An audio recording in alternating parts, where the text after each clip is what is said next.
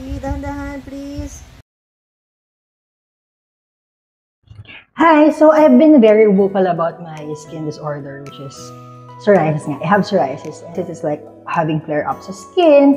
It's a condition that's not curable. It's something that's you're supposed to manage. You'll be having it for the rest of your life. It's just like having sakit sa puso, ganyan. Forever mo na siyang dala. You just have to manage it in such a way that will be beneficial for you. Recently, I have been having skin flare-ups. Yung psoriasis ko actually is not as lala as others, pero medyo flare-up siya ng malala. Ayan. Just to show you, ayan, yung mga nasa skin ko, ganyan, that's psoriasis.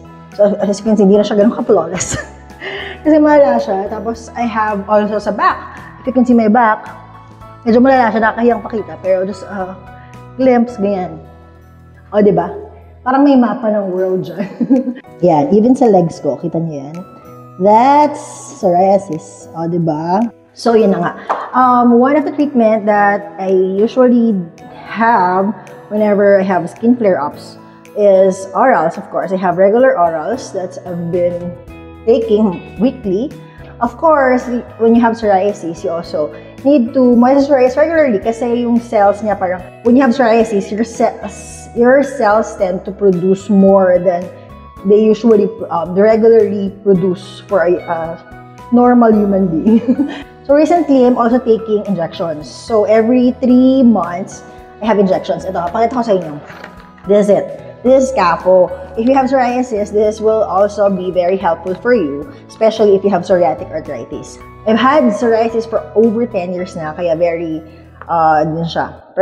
Prescribed din siya to have this kasi if you have psoriatic arthritis, pati bones mo, hindi naman din kaya masyado ng topicals ang bones. So this Capo is a bit pricey. So kung medyo kaya naman ng budget, I recommend it. I-check with your doctors if this is recommended for you too. Kasi 1 shot lang siya.